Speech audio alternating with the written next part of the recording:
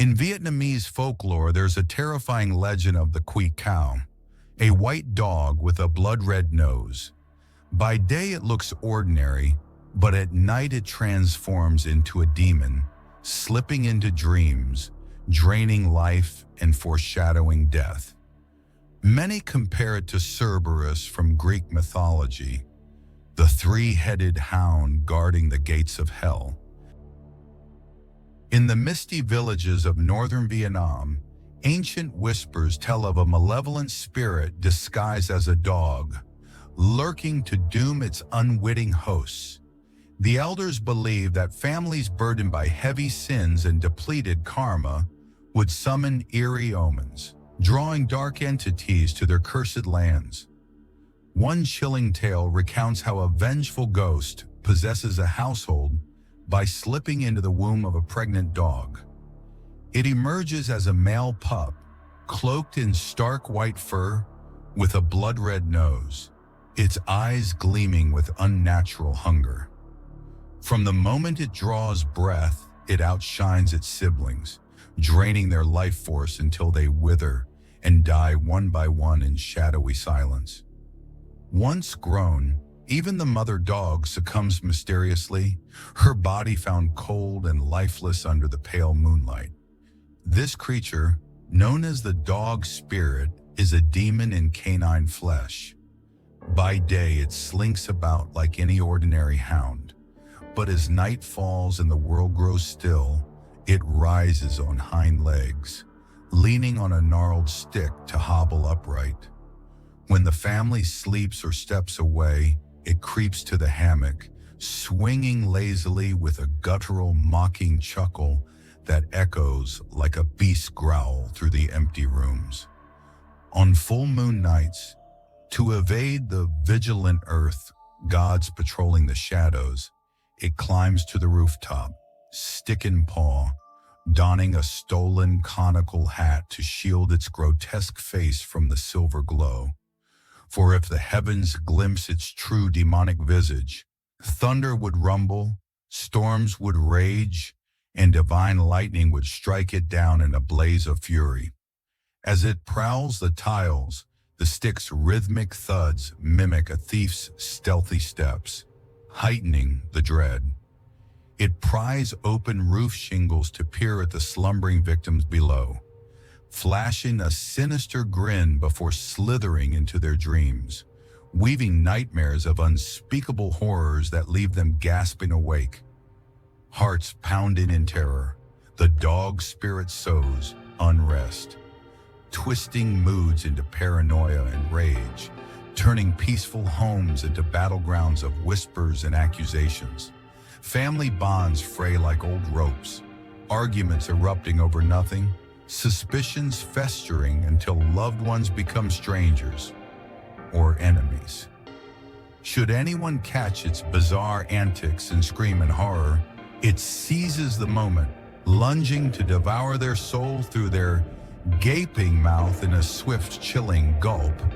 Folklore warns this white-furred fiend signals a land steeped in negative energy, tainted by bloodshed or unforgivable wrongs.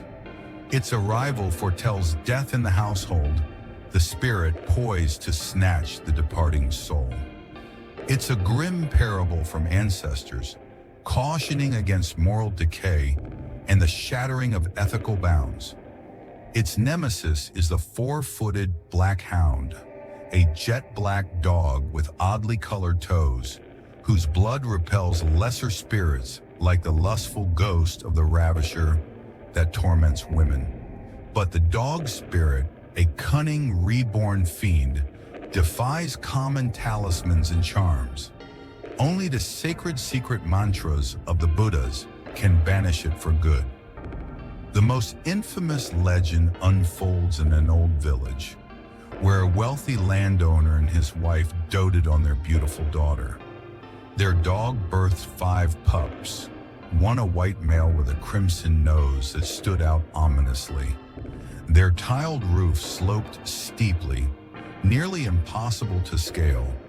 Yet one fateful night, the landowner jolted awake to eerie tapping overhead, like someone limping with a cane across the tiles.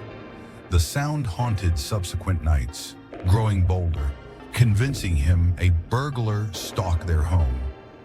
Arming himself with a crossbow, he crept into the yard under the stars, only to glimpse a shadowy figure the size of an 8-year-old child, hat-clad and cane-wielding, vanishing into the darkness before he could fire. The next morning, his wife searched frantically for her missing conical hat. A servant returned with it and a stick from the nearby vegetable patch, both smeared with short white hairs. An elderly scholar from the village had been insisting on a private visit, but the busy landowner delayed. Finally, honoring the invitation, he crossed to the scholar's hut. There the old man leaned in, voice hushed. "This must be said here, away from your home, lest a white dog eavesdrop." He unveiled the lore of the dog spirit, its deceptive ways and deadly intent.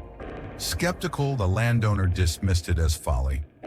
Soon after, his daughter fell gravely ill, her once radiant beauty fading to a gaunt pallor. In a feeble whisper, she confessed nightly dreams of a monstrous youth with a twisted face climbing through her window to assault her, silent save for beastly grunts and eerie laughter. Panicked, the father suspected a curse from rivals, summoning shamans for protective amulets plastered around her room. Yet her visions intensified, her strength ebbing, some charms even clawed to shreds. Desperate, he returned to the scholar, who urged, "End it swiftly, but stealthily, or it will slaughter your family first." As the words escaped, both men spotted the white dog lurking in the bushes, ears perked before it bolted. From then on, it vanished.